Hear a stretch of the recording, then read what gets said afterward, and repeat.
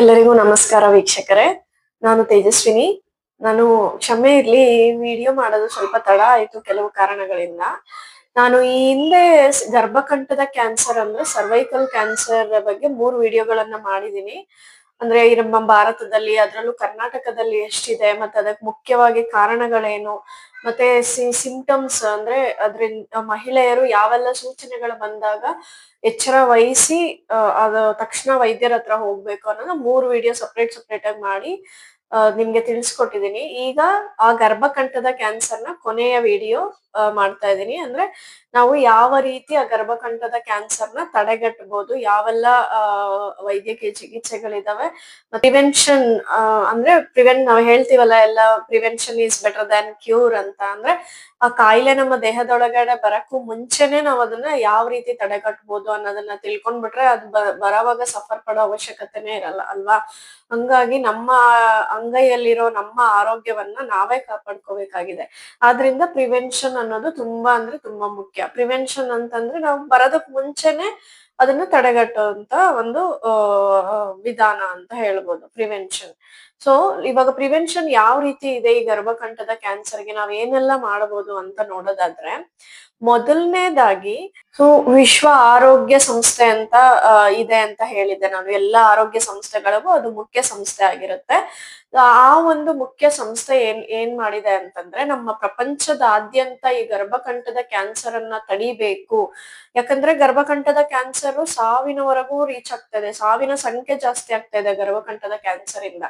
ಆ ಒಂದು ಗರ್ಭಕಂಠದ ಕ್ಯಾನ್ಸರ್ ವಾಸಿ ಮಾಡೋ ಅಂತ ಕ್ಯಾನ್ಸರ್ ಸಾವಿನವರೆಗೂ ಹೋಗ್ತಾ ಇದೆ. ಆತರ ಒಂದು ಸಾವಿನ ಸಂಖ್ಯೆಗಳ ಪ್ರಕರಣಗಳನ್ನ ಅಥವಾ ಗರ್ಭಕಂಠದ ಕ್ಯಾನ್ಸರ್ ಪ್ರಕರಣಗಳನ್ನ ತಡೆಗಟ್ಟಬೇಕು ಅಂತ ಹೇಳ್ಬಿಟ್ಟು ಒಂದು ಮುಖ್ಯ ನಿರ್ಧಾರ ತಗೊಂಡಿದೆ. ಪ್ರಪಂಚದಾದ್ಯಂತ ನೀವು ಈ ಕೆಲಸ ಮಾಡ್ಬೇಕು ಅಂತ ಹೇಳಿದೆ. ಅದು ಏನಂತಂದ್ರೆ 90-70-90 ಅಂದ್ರೆ 90-70-90 ಇದು ಒಂದು ನಿರ್ಧಾರ. ಅಂದ್ರೆ ಏನು 90-70 ಅನ್ನೋದು 90-70 ಅಥವಾ 90 ಅನ್ನೋದು ಏನು ಅಂತ ನೋಡೋದಾದ್ರೆ, 90 ಅಂದ್ರೆ 90 ಅಟ್ಲೀಸ್ಟ್ 100ರಲ್ಲಿ 90% ಮಹಿಳೆಯರಿಗೆ ನಾವು HPV ವ್ಯಾಕ್ಸಿನ್ ಅನ್ನ ಹಾಕಿಸ್ಬೇಕು ಅನ್ನೋದು ಒಂದು ನಿರ್ಧಾರ. 90 ಜನರಿಗೆ ಅಂದ್ರೆ ನಾನ್ 90 ಜನರಿಗೆ ಅಂತ ಹೇಳ್ತಾ ಇದೀನಿ ಅಂತಂದ್ರೆ, ಇವಾಗ ನಮ್ಮಲ್ಲಿ 100 ಜನ ಮಹಿಳೆಯರಿದ್ದಾರೆ ಅಂದ್ರೆ ಅಟ್ಲೀಸ್ಟ್ ಅವ್ರಲ್ಲಿ 90 ಜನನಾದ್ರೂ ಆ ವ್ಯಾಕ್ಸಿನ್ ಹಾಕ್ಸ್ಕೊಂಡಿರ್ಬೇಕು ಅಂತ ಅರ್ಥ. ಮತ್ತೆ 70 ಅಂತ ಬಂದಾಗ 70 ಜನಕ್ಕೆ ಅಂದ್ರೆ 100 ಜನ ಮಹಿಳೆಯರಿದ್ರೆ ಅವರಲ್ಲಿ ಅಟ್ಲೀಸ್ಟ್ 70 ಜನನಾದ್ರೂ 35ರಿಂದ 45 ವರ್ಷದ ಒಳಗಡೆ ಸ್ಕ್ರೀನಿಂಗ್ ಅಂತ ನಾವು ಹೇಳ್ತೀವಿ. ಅಂದ್ರೆ ಈ ಗರ್ಭಕಂಠದ ಕ್ಯಾನ್ಸರ್ ನಮ್ಗೆ ಇದೆಯಾ ಇಲ್ವಾ, ನಾ ಹೇಳ್ದೆ ಮುಂಚೆ ವಿಡಿಯೋದಲ್ಲಿ ಪ್ರೀ ಕ್ಯಾನ್ಸರ್ ಸ್ಟೇಜ್ ಅಂತ. ಅಂದ್ರೆ ಆ ಸೆಲ್ಸ್ ಮಲ್ಟಿಪ್ಲಿಕೇಶನ್ ಆಗ್ತಾ ಇದೆ ಅನ್ನೋವಾಗೆ ನಾವ್ ಅದನ್ನ ಏನಾದ್ರು ಕಂಡಿಡಿದ್ ಬಿಟ್ರೆ, ಇವಾಗ ಸ್ಟಾರ್ಟ್ ಆಗ್ತಾ ಇದೆ ಅಷ್ಟೇ ಅಂತ ಆ ಟೈಮಲ್ಲೇ ನಾವು ಕಂಡಿಡಿದ್ ಬಿಟ್ರೆ ಅದನ್ನ ನಾವು ವಾಸಿ ಮಾಡ್ಬಿಡ್ಬೋದು. ಆ ಒಂದು ಕಾರಣಕ್ಕೆ 35ನೇ ವಯಸ್ಸಿನಿಂದ ಅಥವಾ 30ನೇ ವಯಸ್ಸಿನಿಂದ ಮಾಡ್ಕೊಂಡ್ರು ತುಂಬಾ ಒಳ್ಳೇದೆ. 30ನೇ ವಯಸ್ಸಿನಿಂದ 45 ವರ್ಷದ ಒಳಗಡೆ ನಾವು ಆ ಒಂದು HPV ಸ್ಕ್ರೀನಿಂಗ್ ಅನ್ನ ಮಾಡಿಸ್ಕೊಂಡಿರ್ಬೇಕು. ಅದ್ರಲ್ಲಿ 3 ತರದ ಟೆಸ್ಟ್ ಗಳಿದಾವೆ, ನಾನು ಹೇಳ್ತೀನಿ ಅದ್ ಯಾವ್ದಾದಂತ. ಆ 3 ತರದ ಟೆಸ್ಟ್ ಗಳನ್ನ ಮಾಡಿಸ್ಕೊಂಡಿರ್ಬೇಕು ಮಹಿಳೆಯರು ಅಟ್ಲೀಸ್ಟ್ 45 ವರ್ಷದ ಒಳಗಡೆ ಅನ್ನೋದು ಒಂದು. ಮತ್ತೆ ಇನ್ನೊಂದು 90 ಅನ್ನೋದೇನಂತಂದ್ರೆ, ನಾವು ಈ ಸ್ಕ್ರೀನಿಂಗ್ ಮಾಡಿರ್ತೀವಲ್ವಾ, ಇವಾಗ ಒಂದ್ 100 ಜನಕ್ಕೆ ಸ್ಕ್ರೀನಿಂಗ್ ಮಾಡಿದೀವಿ ಅನ್ಕೊಳ್ಳಿ. ಆ 100 ಜನದಲ್ಲಿ ಒಂದು 90 ಜನಕ್ಕೆ ಇವ್ರಿಗೆ ಗರ್ಭಕಂಠದ ಕ್ಯಾನ್ಸರ್ ಚಿಹ್ನೆಗಳಿದಾವೆ ಅಂತ ಬಂದ್ಬಿಡ್ತು ಅಂತ ಇಟ್ಕೊಳ್ಳಿ. ಆ 90 ಜನಕ್ಕೂ ಕೂಡ ಪ್ರೀ ಕ್ಯಾನ್ಸರ್ ಸ್ಟೇಜ್ ಅಲ್ಲೇ ನಾವು ಕಂಡುಹಿಡ್ದಿರ್ಬೇಕು. ಆ ತರ ಒಂದ್ ಸ್ಕ್ರೀನಿಂಗ್ ಮಾಡ್ಬೇಕು ಅನ್ನೋದಿದೆ. ಅಂದ್ರೆ ಪ್ರೀ ಕ್ಯಾನ್ಸರ್ ಸ್ಟೇಜ್ ಅಂದ್ರೆ, ನಾನು ಇವಾಗ 30 ವರ್ಷದಿಂದ ನೀವು ಸ್ಕ್ರೀನ್ ಮಾಡ್ಕೊಳಕ್ ಪ್ರತಿ ವರ್ಷ ಸ್ಕ್ರೀನ್ ಮಾಡ್ಕೊಂಡ್ಬಿಟ್ರಿ ಅಂದ್ರೆ ಪ್ರೀ ಕ್ಯಾನ್ಸರ್ ಸ್ಟೇಜ್ ಅಲ್ಲೇ, ಅಂದ್ರೆ ಇವಾಗ ಅಷ್ಟೇ ಕ್ಯಾನ್ಸರ್ ಸ್ಟಾರ್ಟ್ ಆಗ್ತಾ ಇದೆ ಅನ್ನೋ ಒಂದು ಸ್ಟೇಜ್ ಅಲ್ಲೇ ಗೊತ್ತಾಗ್ಬಿಡುತ್ತೆ ನಮ್ಗೆ. ಆ ಒಂದು ಸ್ಟೇಜ್ ಅಲ್ಲೇ ನಾವು ಈ ಕ್ಯಾನ್ಸರ್ ನ ಕಂಡಿಡಿಬೇಕು. ಮತ್ತೆ ಕಂಡಿಡಿದ ತಕ್ಷಣ, ಅಕಸ್ಮಾತ್ ಕಂಡಿಡ್ದಿದ್ದೀರಾ ನೀವು ಇನ್ನು ಸ್ಟಾರ್ಟ್ ಆಗೋ ಸಮಯದಲ್ಲೇ ಕಂಡಿಡ್ದ್ಬಿಟ್ಟಿದ್ದೀರಾ, ಆ ಟೈಮಲ್ಲೇನೆ ನಾವು ಟ್ರೀಟ್ಮೆಂಟ್ ಸ್ಟಾರ್ಟ್ ಮಾಡ್ಬಿಡ್ಬೇಕು. ನೆಗ್ಲಿಜೆನ್ಸಿ ಮಾಡಬಾರ್ದು. ಇದು ಈ ಒಂದು ನಂಬರ್ಸ್ ನ ಕೊಟ್ಟಿರೋಂತಹ ಟ್ಯಾಗ್ ಲೈನ್ ಅಥವಾ ನಿರ್ಧಾರ ಅಂತ ನಾವು ಹೇಳ್ಬೋದು. 90, 70, 90 ಅಂದ್ರೆ 90 ಅಂದ್ರೆ ನಾವು ವ್ಯಾಕ್ಸಿನ್ ನ ಹಾಕಿಸ್ಕೊಳ್ಳಿ, ಎಲ್ಲಾ ಮಹಿಳೆಯರು ವ್ಯಾಕ್ಸಿನ್ ಹಾಕ್ಸ್ಕೊಳ್ಬೇಕು ಅನ್ನೋದನ್ನ ಪ್ರೋತ್ಸಾಹ ಕೊಡ್ಬೇಕು. ಅದು ಎಷ್ಟೇ ವಯಸ್ಸಲ್ಲಿ ವ್ಯಾಕ್ಸಿನ್ ಹಾಕ್ಸ್ಕೊಳ್ಬೇಕಂತ ನಾನು ಹೇಳ್ತೀನಿ. ವ್ಯಾಕ್ಸಿನ್ ಹಾಕಿಸ್ಕೊಳ್ಬೇಕು ಅನ್ನೋದನ್ನ ನಾವು ಎನ್ಕರೇಜ್ ಮಾಡ್ಬೇಕು, ಎಲ್ಲ ಮಹಿಳೆಯರಿಗೂ ಪ್ರೋತ್ಸಾಹ ಕೊಡ್ಬೇಕು. ಮತ್ತೆ 70 ಅಂತಂದ್ರೆ ನಾವು 30ರಿಂದ ಅಥವಾ 35ರಿಂದ 45ನೇ ವಯಸ್ಸಿನ ಒಳಗಡೆನೆ ಪ್ರತಿಯೊಬ್ಬ ಮಹಿಳೆಯರು ಗರ್ಭಕಂಠದ ಸ್ಕ್ರೀನಿಂಗ್ ಅನ್ನ ಮಾಡಿಸ್ಕೊಂಡಿರ್ಬೇಕು. ಮತ್ತೆ ಇನ್ನೊಂದ್ 90 ಅಂತಾದ್ರೆ ನಾವು ಯಾರು ಸ್ಕ್ರೀನಿಂಗ್ ಮಾಡಿ ಅದ್ರಲ್ಲಿ ಯಾರಿಗೆ ಗರ್ಭಕಂಠದ ಕ್ಯಾನ್ಸರ್ ಅಂತ ಕಂಡಿಡ್ದಿದೀವೋ ಅವ್ರ ಎಲ್ಲರಿಗೂ ನಾವು ಟ್ರೀಟ್ಮೆಂಟ್ ಅನ್ನ ಸ್ಟಾರ್ಟ್ ಮಾಡಿರ್ಬೇಕು. ಮತ್ತೆ ಪ್ರೀ ಕ್ಯಾನ್ಸರ್ ಸ್ಟೇಜ್ ಅಲ್ಲೇ ನಾವು ಅದನ್ನ ಕಂಡಿಡ್ದಿರ್ಬೇಕು. ಸ್ಟಾರ್ಟ್ ಆಗ್ತಾ ಇದೆ ಅನ್ನೋವಾಗೆ ನಾವು ಕಂಡಿಡ್ದು ಟ್ರೀಟ್ಮೆಂಟ್ ಅನ್ನ ಸ್ಟಾರ್ಟ್ ಮಾಡ್ಬೇಕು. ಈ ಒಂದು ಮುಖ್ಯ ಮೂರನ್ನ ಅಚೀವ್ ಮಾಡಿದ್ರೆ ಮುಖ್ಯವಾಗಿ ನಾವು ಗರ್ಭಕಂಠದ ಕ್ಯಾನ್ಸರ್ನ ತುಂಬಾ ಸುಲಭವಾಗಿ ತಡೆಗಟ್ಟಬಹುದು ಅನ್ನೋದು ಒಂದು ಸರ್ಕಾರದ ನಿರ್ಧಾರ. ಕೇಂದ್ರ ಸರ್ಕಾರ ಆಗಿರ್ಬೋದು, ರಾಜ್ಯ ಸರ್ಕಾರ ಆಗಿರ್ಬೋದು, ಅದಕ್ಕೆ WHO ಅನ್ನೋದು ಗೈಡ್ ಲೈನ್ಸ್ ಅನ್ನ ಕೊಟ್ಟಿದೆ. ಇದು ಪ್ರಪಂಚದಾದ್ಯಂತ, ಬರೀ ನಮ್ ಕರ್ನಾಟಕಕ್ಕೆ ಅಥವಾ ಭಾರತಕ್ಕೆ ಅಲ್ಲ, ಇದನ್ನ ಎಲ್ಲರೂ ಮಾಡ್ಬೇಕು, ಪ್ರಪಂಚದಾದ್ಯಂತ ಮಾಡ್ಬೇಕು ಅಂತ ವಿಶ್ವ ಆರೋಗ್ಯ ಸಂಸ್ಥೆ ಎಲ್ಲರಿಗೂ ತಿಳಿಸಿದೆ. ಸೊ ಈಗ ನಾವು ಒಂದೊಂದಕ್ಕೆ ಬರೋಣ. HPV vaccine. ನಾವು ಫಸ್ಟ್ ಗರ್ಭಕಂಠದ ಕ್ಯಾನ್ಸರ್ನ ತಡೆಗಟ್ಟಬೇಕು ಅಂತಂದ್ರೆ HPV ವ್ಯಾಕ್ಸಿನ್ ಅನ್ನ ಎಲ್ಲ ಹಾಕಿಸ್ಕೊಂಡಿರ್ಬೇಕು. ಏನಿದೆ HPV ವ್ಯಾಕ್ಸಿನ್? ನಾನು ಹೇಳ್ದೆ HP ವೈರಸ್ ಅಂದ್ರೆ ಹ್ಯೂಮನ್ ಪ್ಯಾಪಿಲೋಮಾ ವೈರಸ್ ಅನ್ನೋದು ತುಂಬಾ ಮುಖ್ಯ ಕಾರಣ ಆಗಿದೆ ಈ ಗರ್ಭಕಂಠದ ಕ್ಯಾನ್ಸರ್ ಬರೋದಕ್ಕೆ ಅಂತ. ಸೊ ಆ HP ವೈರಸ್ ಅನ್ನ ಹೆಂಗೆ ತಡೆಗಟ್ಟಬಹುದು ಅಂತಂದ್ರೆ, ನೀವು ಮೊದಲನೇ ಒಂದು ನಿರ್ಧಾರ ನಾವು ತಗೊಳ್ಬೇಕಾಗಿರೋದು, ಪ್ರತಿಯೊಂದು ಹೆಣ್ಣು ಮಗುವಿಗೂ ನಾವು HPV ವ್ಯಾಕ್ಸಿನ್ ಅನ್ನ ಹಾಕಿಸ್ಬೇಕು. ಹ್ಯೂಮನ್ ಪ್ಯಾಪಿಲೋಮಾ ವೈರಸ್ ವ್ಯಾಕ್ಸಿನ್ ಅನ್ನ, ಅಂದ್ರೆ ಚುಚ್ಚುಮದ್ದು ಅಂತ ಹೇಳ್ತೀವಲ್ಲ, ಅದನ್ನ ಹಾಕಿಸ್ಬೇಕಾಗಿರುತ್ತೆ. ಸೊ ಯಾವಾಗ ಹಾಕಿಸ್ಕೋಬೇಕು ಈ ವ್ಯಾಕ್ಸಿನ್, ಎಷ್ಟು ಹಾಕಿಸ್ಕೋಬೇಕು ವ್ಯಾಕ್ಸಿನ್, ಇದೆಲ್ಲ ಡೌಟ್ ಇರುತ್ತೆ ಅಲ್ವಾ. ಈ ವ್ಯಾಕ್ಸಿನ್ ಮುಖ್ಯವಾಗಿ ನಾವು ನೋಡೋದಾದ್ರೆ ನಾವು ಸಾರ್ವತ್ರಿಕ ಲಸಿಕಾ ಅಥವಾ ಯೂನಿವರ್ಸಲ್ ಇಮ್ಯುನೈಸೇಷನ್ ಅಂತ ಹೇಳ್ತೀವಿ. ಅಂದ್ರೆ ಅದು ಕೂಡ WHO ಒಂದು ಸ್ಟ್ಯಾಂಡರ್ಡ್ ಗೈಡ್ ಲೈನ್ಸ್ ಅನ್ನ ಕೊಟ್ಟಿದೆ. ಅದ್ರ ಗೈಡ್ ಲೈನ್ಸ್ ಪ್ರಕಾರ ನಾವು ನೋಡೋದಾದ್ರೆ ಈ HPV ವ್ಯಾಕ್ಸಿನ್ ಅನ್ನ ನಾವು 9 ವರ್ಷದಿಂದ 14 ವರ್ಷದ ಒಳಗಿನ ಮಕ್ಕಳಿಗೆ ಹಾಕಿಸ್ಬೇಕಾಗಿರುತ್ತೆ. 9 ವರ್ಷದಿಂದ 14 ವರ್ಷದ ಒಳಗಡೆ ಮಕ್ಕಳಿಗೆ ಹಾಕ್ಸಿದ್ರೆ ತುಂಬಾ ಎಫೆಕ್ಟಿವ್ ಆಗಿ ಕೆಲಸ ಮಾಡುತ್ತೆ. 90%, 95, 99% ಅಷ್ಟು ನಾವು ಗರ್ಭಕಂಠದ ಕ್ಯಾನ್ಸರ್ ಅನ್ನ ತಡೆಗಟ್ಟಬಹುದು ಈ ಒಂದು ವ್ಯಾಕ್ಸಿನ್ ಅನ್ನ 9 ವರ್ಷದಿಂದ 14 ವರ್ಷದ ಒಳಗಿನ ಹೆಣ್ಣು ಮಕ್ಕಳಿಗೆ ಹಾಕ್ಸೋದ್ರಿಂದ ನಾವು ತಡೆಗಟ್ಟಬಹುದು. ಎಷ್ಟು ಡೋಸ್ ಹಾಕಿಸ್ಬೇಕು ಅಂತ ನೋಡೋದಾದ್ರೆ ನಾವು ಮುಖ್ಯವಾಗಿ 2 ಡೋಸ್ ಅನ್ನ ಹಾಕಿಸ್ಬೇಕಾಗಿರುತ್ತೆ. ಇದು ಅಂದ್ರೆ 6 ತಿಂಗಳ ಅಂದ್ರೆ ಫಸ್ಟ್ ಡೋಸ್ ಇವತ್ತು ಹಾಕಿಸ್ಕೊಂಡಿರ್ತೀರಾ, ಇವತ್ತಿನಿಂದ 6 ತಿಂಗಳ ನಂತರ ಇನ್ನೊಂದು ಡೋಸ್ ಹಾಕಿಸ್ಕೋಬಹುದು. ಅಕಸ್ಮಾತ್ 6 ತಿಂಗಳ ನಂತರ ಏನೋ ಕಾರಣಕ್ಕೆ ಹಾಕ್ಸಕ್ ಆಗ್ಲಿಲ್ಲ ಅಂದ್ರೆ ಅಟ್ಲೀಸ್ಟ್ 1 ವರ್ಷದ ಒಳಗಡೆ ನೀವು ಇನ್ನೊಂದು ಸೆಕೆಂಡ್ ಡೋಸ್ ನ ಹಾಕಿಸ್ಕೊಂಡು ಮುಗಿಸಿರ್ಬೇಕು. ಒಟ್ಟು 2 ಡೋಸಸ್ ಹಾಕ್ಸ್ಕೊಂಡಿರ್ಬೇಕಾಗಿತ್ತ ವ್ಯಾಕ್ಸಿನ್. ಇವಾಗ 14 ವರ್ಷ ಆಗ್ಬಿಟ್ಟಿದೆ ಮೇಡಮ್, 14 ವರ್ಷದ ಒಳಗಡೆನೆ ಹಾಕಿಸ್ಕೋಬೇಕಾ ಅಂತ ಕೆಲವ್ರು ಕೇಳ್ಬೋದು.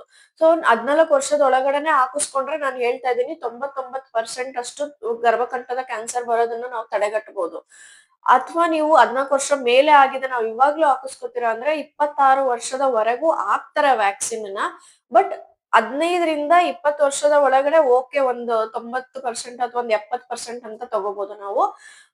ಆಮೇಲೆ ಯಾರಾದ್ರೂ ಹಾಕಿಸ್ಕೋಬೇಕಂತಿದ್ರೆ ನೀವು ವೈದ್ಯರ ಸಲಹೆ ತಗೊಂಡು ನಾವ್ ಈ ಏಜ್ ಅಲ್ಲಿ ಹಾಕಿಸ್ಕೋಬೋದಾ ಆತರ ಕೇಳ್ಬಿಟ್ಟು ನೀವು ಹಾಕಿಸ್ಕೋಬೋದಾಗಿರತ್ತೆ. 26 ವರ್ಷದವರೆಗೂ ಹಾಕಿಸ್ಕೋಬಹುದು ಅಂತ ಇದೆ ಗೈಡ್ ಲೈನ್ಸ್ ಅಲ್ಲಿ. ಬಟ್ 14 ಒಳಗಡೆ ಹಾಕಿಸ್ಕೊಂಡ್ರೆ ತುಂಬಾ ಚೆನ್ನಾಗಿ ಕೆಲಸ ಮಾಡುತ್ತೆ ಅಂತ. ಯಾಕೆ 14 ವರ್ಷ ಒಳಗಡೆ ಅಂತ ಹೇಳ್ತಾರೆ ಅಂತ ಅಂದ್ರೆ, ನಾನು ಮುಂಚೆ ಕಾರಣಗಳ ತಿಳಿಸುವಂತ ವಿಡಿಯೋದಲ್ಲಿ ನಾನು ಹೇಳಿದ್ದೆ ಅರ್ಲಿ ಸೆಕ್ಷುಯಲ್ ಅಂತ. ಅಂದ್ರೆ ನಾವು ಅರ್ಲಿ ಸೆಕ್ಷನ್ ಅಂದ್ರೆ ಲೈಂಗಿಕ ಸಂಪರ್ಕ ಒಂದಕ್ಕೂ ಮುಂಚಿನ ಏಜ್ ಅಲ್ಲೇ ನಾವು ಈ ಒಂದು ವ್ಯಾಕ್ಸಿನ್ ಹಾಕಿಸ್ಬೇಕು. ಯಾಕಂದ್ರೆ ಈ HPV ವೈರಸ್ ಲೈಂಗಿಕ ಸಂಪರ್ಕದಿಂದಾನೇ ಬರುತ್ತೆ ನಮ್ಗೆ ಅಂತ ನಾನು ಹೇಳಿದೀನಿ ಅಲ್ವಾ. ಆ ಒಂದು ಕಾರಣಕ್ಕೆ 14-15 ವರ್ಷದ ಒಳಗಡೆನೆ ಹಾಕಿಸ್ಬೇಕು. ಇವಾಗಿನ ಮಕ್ಕಳು 15 ವರ್ಷ ಮೇಲ್ಪಟ್ಟು ಈ ಕಾಲೇಜು ಡಿಗ್ರಿ ಅಂತ ಹೋದ್ರು ಅಂದ್ರೆ ಅವ್ರು ಏನೆಲ್ಲ ದಾರಿಗಳು ಹಿಡಿತಾ ಇದಾರೆ ಅಂತ ನಾವು ನೋಡ್ತಾ ಇದೀವಿ. ಸೊ ಆ ಒಂದು ಕಾರಣಕ್ಕೆ 14 ವರ್ಷದ ಒಳಗಡೆ ನಾವು HPV ವ್ಯಾಕ್ಸಿನ್ ಅನ್ನ ಹಾಕಿಸ್ಬೇಕಾಗಿರತ್ತೆ. ಅದರಿಂದ ತುಂಬಾ ಒಂದು ಎಫೆಕ್ಟಿವ್ ಆಗಿ ಅಂತ ಹೇಳ್ತೀವಲ್ಲ, ತುಂಬಾ ಒಂದು ಮುಖ್ಯವಾದ ರೀತಿ ಅದನ್ನ ತಡೆಗಟ್ಟಬಹುದಾಗಿರುತ್ತೆ. ತುಂಬಾ ಎಫೆಕ್ಟಿವ್ ಆಗಿ ನಾವು ಅದನ್ನ ತಡೆಗಟ್ಟಬಹುದಾಗಿರುತ್ತೆ. ಇದು ಒಂದು. ಮತ್ತೆ ನಾನು ಹೇಳ್ದೆ 26 ವರ್ಷದವರೆಗೂ ಹಾಕ್ಸ್ಕೋಬಹುದು ಅಂತ. ಅವ್ರು ಯಾರು ಇವಾಗ ಯಾರು ಹಾಕ್ಸ್ಕೊಳ್ಳಿಲ್ಲ ಅಂದ್ರೆ ನೀವು ಡಾಕ್ಟರ್ ಹತ್ರ ಹೋಗಿ ಕನ್ಸಲ್ಟೇಷನ್ ತಗೊಂಡು ನಾವು ಈ ಒಂದು ವ್ಯಾಕ್ಸಿನ್ ನಾವು ಈ ಏಜ್ ಅಲ್ಲಿ ಹಾಕಿಸ್ಕೋಬೋದಾ ಅಂತ ಕೇಳಿಬೇಕಂದ್ರೆ ನೀವು ಅಡ್ವೈಸ್ ಇಂದ ತಗೊಳ್ಬೋದಾಗಿರುತ್ತೆ.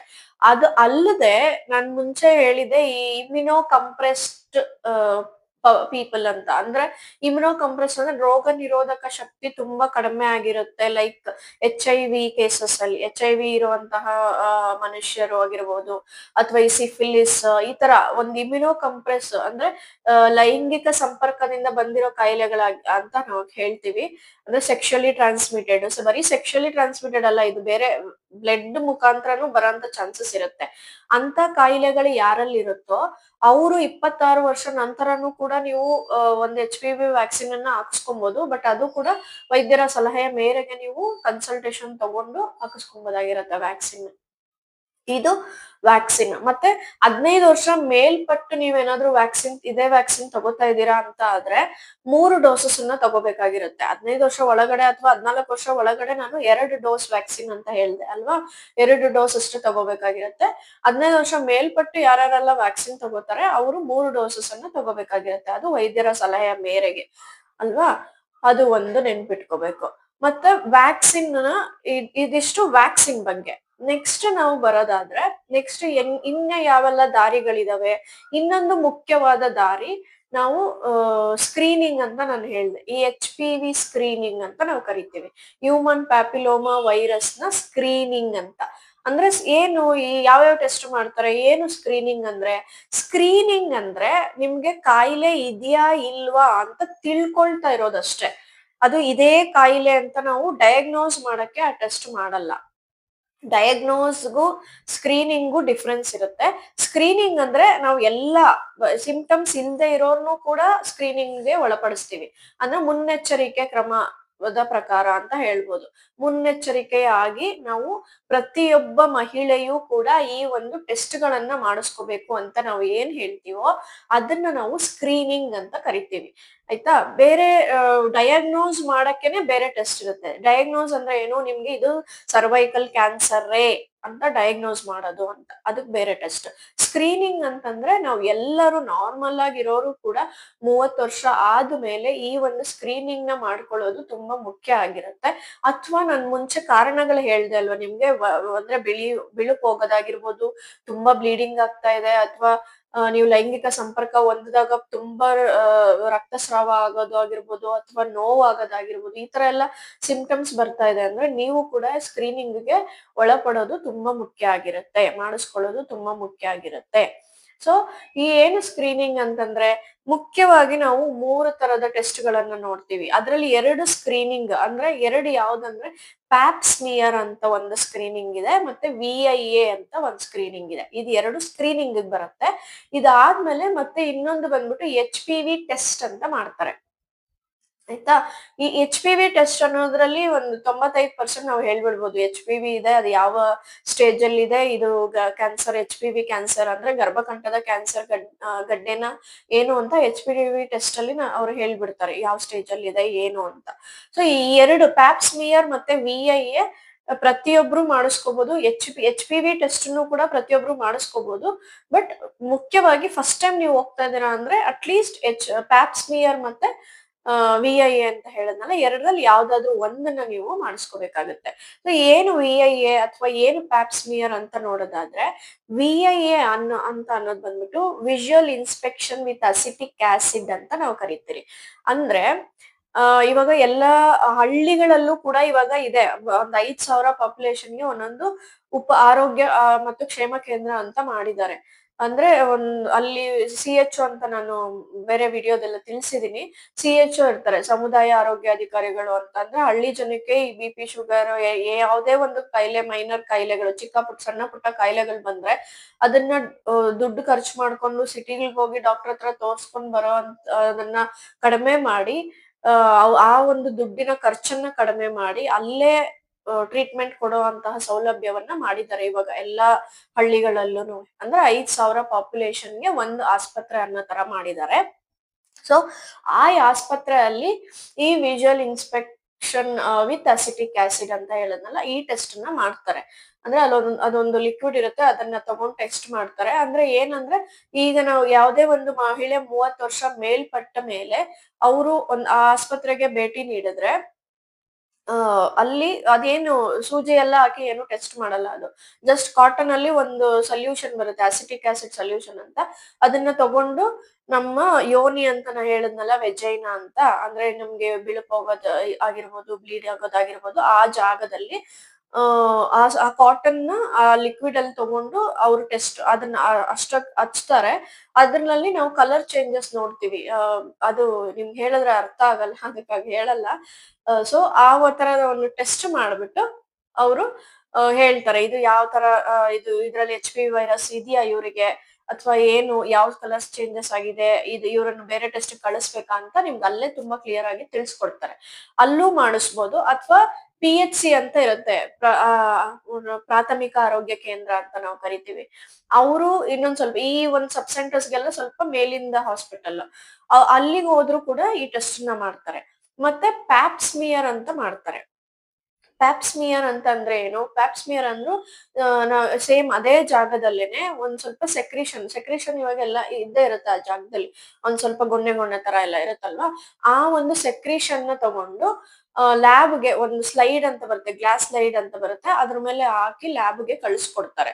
ಅದ್ರಲ್ಲಿ HPV ವೈರಸ್ ಇದೆಯಾ ಇಲ್ವಾ? ಯಾವ ತರ ಸೆಲ್ ಚೇಂಜಸ್ ಆಗ್ತಾ ಇದೆ ಅಂತ ನಾವು ಅದ್ರಲ್ಲಿ ನೋಡ್ಬೋದು. ಅದು ಪ್ಯಾಪ್ಸ್ಮಿಯರ್ ಅಂತ. ಮತ್ತೆ HPV ಟೆಸ್ಟ್‌ನು ಸಹ ಹಂಗೆ ಮಾಡಿ ಅದ್ರಲ್ಲಿ HPV ವೈರಸ್ ಇದೆಯಾ ಇಲ್ಲ ಅಂತ ನೋಡ್ತಾರೆ. ಸೊ ಈ 3 ಟೆಸ್ಟ್‌ನ್ನ ನೀವು ಸ್ಕ್ರೀನಿಂಗ್ ಅಂತ ಮಾಡಿಸ್ಕೋಬಹುದು 30 ವರ್ಷ ಮೇಲ್ಪಟ್ಟು. ಬಟ್ ರೆಕಮೆಂಡೇಶನ್ 30 ಅಟ್‌ಲೀಸ್ಟ್ 35ರಿಂದ 45 ವರ್ಷದ ಒಳಗಡೆ ನಾವು ಮಾಡ್ಸಿರ್ಬೇಕು ಅಂತ ಇದೆ. 30 ವರ್ಷ ಮೇಲ್ಪಟ್ಟು ಕೂಡ ಮಾಡಿಸ್ಕೋಬಹುದು, ಏನ್ ತೊಂದ್ರೆ ಇಲ್ಲ. ಸೊ ಈ ಪ್ಯಾಪ್ಸ್ಮಿಯರ್ ಮತ್ತೆ VIA ಅಂತ ಹೇಳದ್ನಲ್ವಾ, ಇದ್ ಎರಡೂನು ವರ್ಷಕ್ಕೊಂದ್ಸಲ ಆದ್ರೂ ಹೆಣ್ಣು ಮಕ್ಳು ಮಾಡಿಸ್ಕೋಬೇಕು. 30 ವರ್ಷ ಮೇಲ್ಪಟ್ಟವ್ರು, ಅಟ್ಲೀಸ್ಟ್ 30 ವರ್ಷ ಮೇಲ್ಪಟ್ಟವ್ರು ಮಾಡಿಸ್ಕೊಳ್ಳೇಬೇಕು. ಯಾಕೆ ವರ್ಷಕ್ಕೊಂದ್ಸಲ ಅಂದ್ರೆ, ನಾನು ಹೇಳ್ದೆ ಪ್ರೀ ಕ್ಯಾನ್ಸರಸ್ ಸ್ಟೇಜ್ ಅಲ್ಲೇ, ಅಂದ್ರೆ ಇನ್ನೇನ್ ಇದ್ ಸ್ಟಾರ್ಟ್ ಆಗ್ತಾ ಇದೆ ಅನ್ನೋ ಸ್ಟೇಜ್ ಅಲ್ಲೇ ನಾವ್ ಇದನ್ನ ಕಂಡಿಡ್ದು ಬಿಟ್ರೆ ಅದು ವಾಸಿ ಮಾಡೋ ಅಂತ ಕಾಯಿಲೆ ಆಗಿರುತ್ತೆ. ಆದ್ರಿಂದ ನೀವು ಈ ಸ್ಕ್ರೀನಿಂಗ್ ಪ್ರತಿ ವರ್ಷ ಮಾಡಿಸ್ಕೊಳ್ತಾ ಇದ್ರೆ ಅದು ಯಾವ್ದೇ ರೀತಿ ತೊಂದ್ರೆ ಆಗಲ್ಲ. ನಾವು ಅರ್ಲಿ ಸ್ಟೇಜ್ ಅಲ್ಲೇನೆ ಅದನ್ನ ವಾಸಿ ಮಾಡ್ಬಿಡ್ಬೋದು.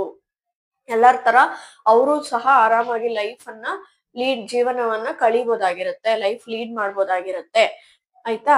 ಸೊ ಇದು ಪ್ಯಾಪ್ಸ್ಮಿಯರ್ ಮತ್ತೆ VIA ಟೆಸ್ಟ್. ಮತ್ತೆ ಈ HPV ಟೆಸ್ಟ್ ಯಾವಾಗ ಮಾಡಿಸ್ಕೋಬೇಕಂದ್ರೆ, ಅಟ್ಲೀಸ್ಟ್ ಒಂದ್ 3 ವರ್ಷಕ್ಕೊಂದ್ಸಲ ಮಾಡಿಸ್ಕೊಂಡ್ರು ಸಾಕು.